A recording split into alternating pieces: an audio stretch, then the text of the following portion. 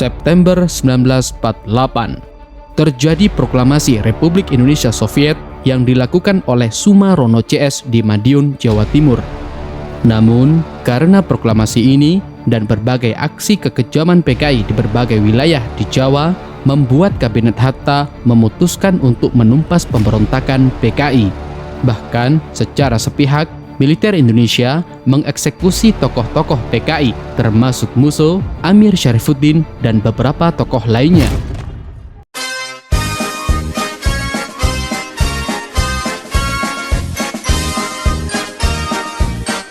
Video ini merupakan video episode kedua dari 2 episode yang hendak menjelaskan tentang jatuh bangunnya PKI dan kondisi perpolitikan PKI sebelum akhirnya dibubarkan secara permanen oleh pemerintah Orde Baru.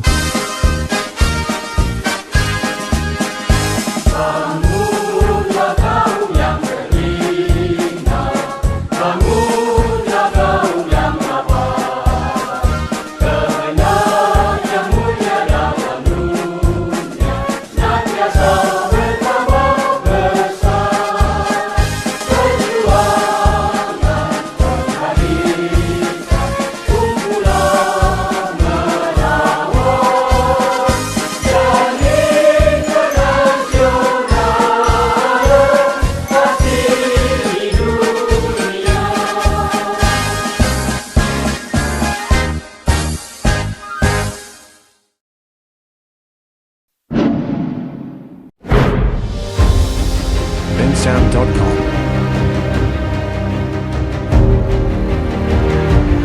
Tak lama setelah Indonesia merdeka, selain menghadapi berbagai agresi pasukan sekutu dan pasukan Belanda dalam agresi militernya, Indonesia juga harus dihadapkan dalam beberapa pemberontakan yang dilakukan oleh anak bangsanya sendiri. Salah satunya, pemberontakan FDR PKI di Madiun pada bulan September 1948 yang dipelopori oleh Musso Munawar dan Amir Syarifuddin.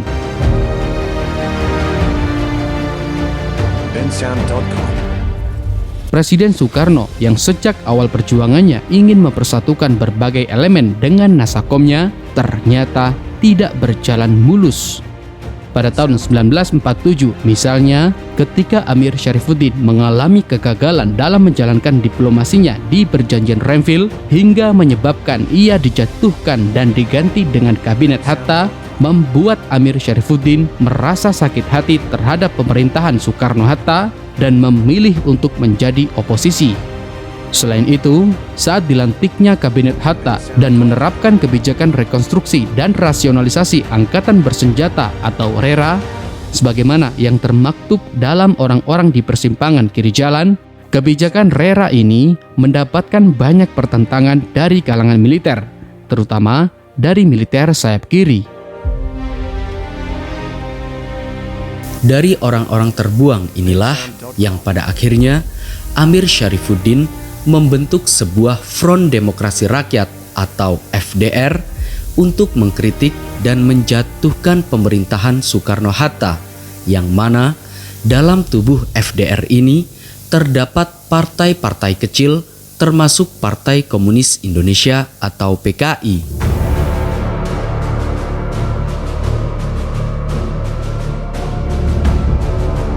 Seiring berjalannya waktu, pada tanggal 10 Agustus 1948, kekuatan PKI semakin bertambah ketika Musso Munawar yang telah menjalankan safari politiknya di Moskow dan kembali ke Indonesia, membuat Musso mengambil alih PKI dari golongan tua dengan menggagas jalan baru atau New Road, yang mana ia mengajak Amir Syarifuddin bersama FDR-nya untuk ikut bersamanya.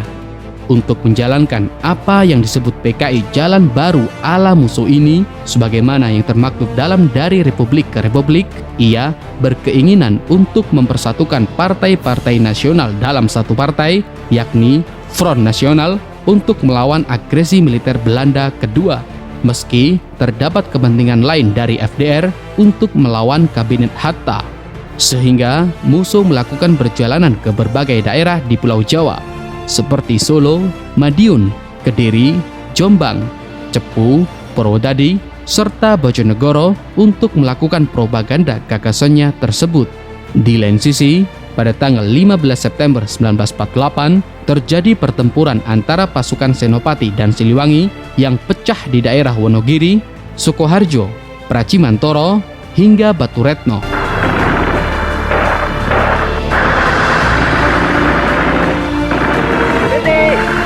Pertempuran yang sengaja ditunggangi oleh kelompok FDR pimpinan Amir Syarifuddin ini bertujuan untuk mengadu domba dalam kubu militer dengan tujuan menggerogoti kabinet Hatta.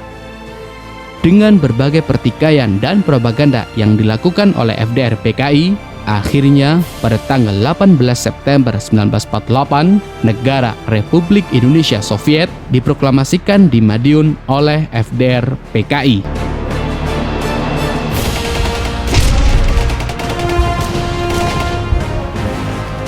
Sebenarnya, deklarasi Republik Indonesia Soviet yang dilakukan di Madiun ini tidak diketahui oleh Musa Munawar. Ia baru mengetahui deklarasi ini dari Sumarono CS bahwa FDR PKI telah melakukan perebutan kekuasaan. Hal ini membuat Musa terkejut saat mendengarnya, karena deklarasi yang dilakukan di Madiun berada di luar rencana dan persetujuan pimpinan PKI kala itu. Karena pendeklarasian Indonesia Soviet yang dilakukan di Madiun tidak berjalan sesuai rencana dan tanpa persetujuan pimpinan PKI, lagi-lagi membuat PKI dapat segera ditumpas dengan mudah.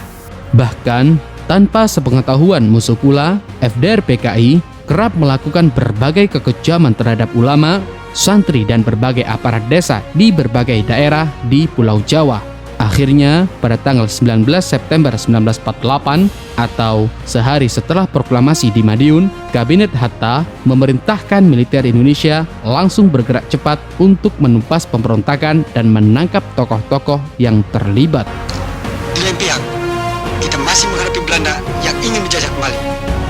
Karena itu, kita harus cepat bertindak. Meski begitu, dengan sepihak, militer Indonesia langsung mengeksekusi mati tokoh-tokoh PKI karena dianggap mengganggu operasi militer Indonesia melawan agresi Belanda kedua. Pimpinan PKI Musa Munawar misalnya, karena operasi penumpasan militer ini, ia melarikan diri dari kejaran militer.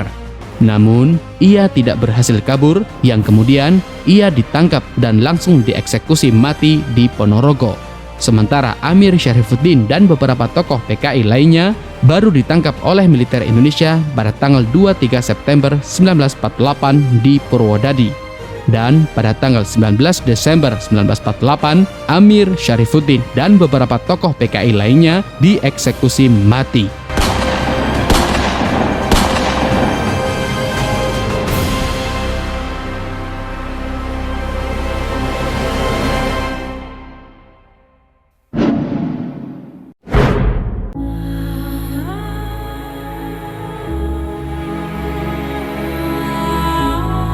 Peristiwa yang terjadi di Madiun 1948 memang telah berhasil ditumpas oleh militer Indonesia. Meskipun pemberontakan ini telah memakan banyak korban jiwa, baik dari militer hingga tokoh agama, aktivitas PKI tidak juga kunjung dilarang, bahkan oleh Presiden Soekarno sekalipun.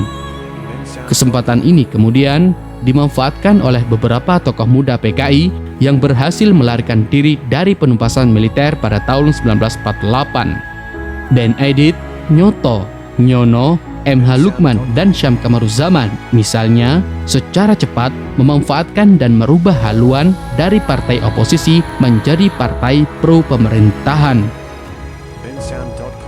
Di bawah kepemimpinan DN Aidit, PKI didorong untuk lebih dekat dengan Presiden Soekarno serta partai yang didirikannya, yakni PNI. Bahkan, PKI kerap mendukung ide-ide Soekarno seperti ide Nasakom, yang mana kemudian membuat Presiden Soekarno merestui bangkitnya PKI di Indonesia.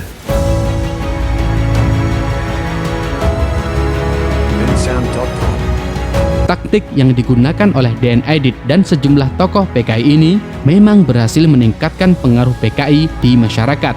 Bahkan Bahkan pada pemilu tahun 1955, Partai Komunis Indonesia atau PKI berhasil meraih suara terbanyak keempat, sehingga banyak kader-kader PKI yang ikut duduk di parlemen. bensound.com. Dalam puncak kejayaannya kala itu, PKI memiliki lebih dari 3 juta anggota. Bahkan, organisasi-organisasi yang berafiliasi dengan PKI memiliki lebih dari 20 juta anggota. Namun, keberhasilan yang diraih oleh PKI kala itu dipandang berbeda oleh militer Angkatan Darat, yang mana militer Angkatan Darat mencurigai bahwa PKI ingin menyebarkan paham komunisme di tubuh militer. Selain itu, pengalaman-pengalaman dari pemberontakan PKI termasuk peristiwa Madiun 1948 membuat militer Angkatan Darat juga mencurigai bahwa PKI hendak merebut kekuasaan apabila Presiden Soekarno wafat, sehingga hubungan antara PKI dan militer Angkatan Darat sangatlah buruk. Setelah 5 Oktober nanti, berapa lama lagi, Sam? Kurang 2 bulan lagi. Angkatan Darat pasti akan mengganyang semua kekuatan progresif revolusioner sampai tuntas habis. Seiring berjalannya waktu, menjelang akhir tahun 1965, hal yang dikhawatirkan oleh PKI dan militer Angkatan Darat mulai terwujud. Kala itu, kesehatan Presiden Soekarno mulai menurun dan isu mengenai peralihan kekuasaan mulai beredar. Mulai dari isu Dewan Jenderal yang hendak mengkudeta Presiden Soekarno hingga tersebarnya dokumen Gilchrist yang berisikan tentang keterlibatan Blok Barat dalam penggulingan Presiden Soekarno. Hal ini membuat kekhawatiran di tubuh PKI yang kemudian PKI membuat pergerakan mendahului guna menghadapkan para Dewan Jenderal ke hadapan Presiden Soekarno yang dianggapnya akan mengkudeta sang presiden. Sidang sepakat terhadap kemungkinan kup Dewan Jenderal. Lebih baik kita mengadakan aksi mendahului dalam bentuk operasi militer serta membentuk Dewan Revolusi guna mengganti Kabinet Dwi Korah. Untuk menjalankan rencananya ini, para tokoh PKI seperti D.N. Aidit, Sudisman, Nyoto, Nyono, dan berbagai tokoh PKI lainnya, serta berbagai tokoh perwira progresif revolusioner berkumpul untuk melakukan rapat-rapat guna membuat sebuah gerakan yang nantinya akan dilaksanakan pada tanggal 30 September 1965 atau 5 hari sebelum Hari Angkatan Bersenjata atau ABRI. Dengan berbagai persiapan yang sudah ada, akhirnya operasi Gerakan 30 September 1965 atau G30S itu pun terjadi. Ketujuh jenderal itu antek-antek imperialis, CIA yang punya rencana jahat. Kala itu, gerakan yang dipimpin oleh Letkol Untung ini menculik beberapa jenderal yang dianggapnya Dewan Jenderal. Namun, dalam pelaksanaannya kemudian, pasukan Cakrabirawa itu menghabisi sejumlah Dewan Jenderal, baik di rumahnya maupun di lubang buaya. Meski begitu, pembunuhan Dewan Jenderal ini tidak diketahui oleh D.N. Aidit dan tidak sama dengan berbagai keputusan dalam rapat operasi G30S.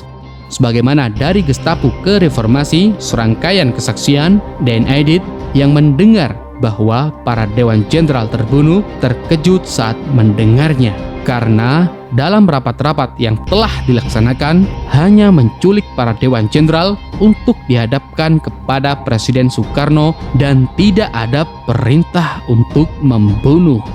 Namun, hingga kini masih menimbulkan perdebatan siapa yang memerintahkan untuk membunuh para Dewan Jenderal itu. Pada hari Kamis tanggal 30 September 1965, di Ibu Kota Republik Indonesia Jakarta, telah terjadi gerakan militer dalam Angkatan Darat. Untuk menumpas gerakan 30 September 1965 ini, Presiden Soekarno memerintahkan Maijen Soeharto menangkap dan menumpas operasi G30S. Dengan cepat, pasukan RPKAD pimpinan Kolonel Sarwo Edi Wibowo menumpas dan menangkap para anggota yang terlibat G30S. Walaupun peristiwa G30S 1965 yang hingga kini masih menimbulkan banyak perdebatan, Namun, kala itu, militer Angkatan Darat yang sudah geram dengan keberadaan PKI sudah tidak dapat mentoleransi lagi keberadaan PKI. Dengan mandat Surat Perintah 11 Maret atau Supersmar 1966, pimpinan Angkatan Darat Maijen Soeharto dengan cepat mengambil tindakan dengan membubarkan PKI serta ormas-ormas lain yang berkaitan dengan PKI.